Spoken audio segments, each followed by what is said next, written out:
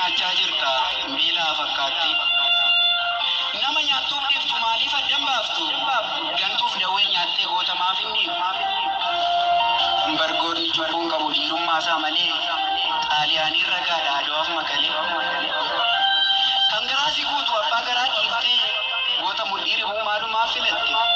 Maalsaa sitti tolaaf dachii goota nyaatta. Dhiiga keenya dhugdee bu'aa maal argatta? Barumaan sooratta gootota qaqqaalii. Oromoon maal yakke badiin keenya maal?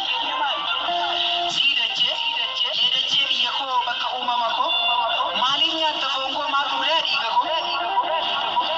Dhiiga koo qaqqaalii kanneen gitan qabne sababii dhuma kee goota meeqa dhabne? Leenca si falmatuu fi waroo si cuffatu adda baafteen barreen hidhaa gowwaa dhaatu.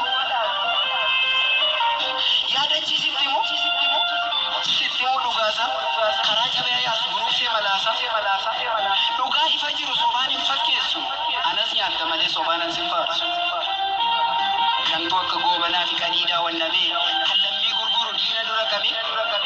Yeeyyii hoolaa keessaa kan sobee fakkaatu kan keessi bineensaa gogaa hoolaa uffatu. Kan sagaleen leencaa garaan waraabessaa fayyaa nama awwaalu ilkaana addeessaa. Dugda keetti baattee isa kunuunsita goota ija barbadaa immoo garaa keetti nyaatta. Otuma nyaattee gootota Oromoo nyaatta. Qaqqaalii ijoollee Oromoo akkamiin dhudhaata? Cubbuu sittiin ta'uu dhiigni ijoollee haqaa. Deebiin kee maalinni gaafa guyyaa waaqaa? Nutu wallaallate jibba keenya malee boonni shiran beeku fuuldura isaa malee. Kan nuti daganne gaafa taatee birroo.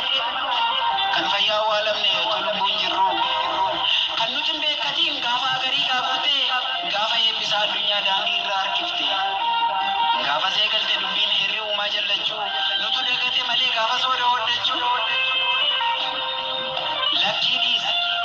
Lakkii dhiisi yaadachii handhuura biyya koo bara baraan soorachuun lubuu dhiiga goota koo. Gootota kalee nyaatte seenaa isaaniif dubbata. Qaqqaalii beeknus dhabneet mar'immaan nu gubata. Duuti eebbisaa addunyaa Usmaayyoo dabalatee Yoosef gammachuu nyaatee maaramee galaafate.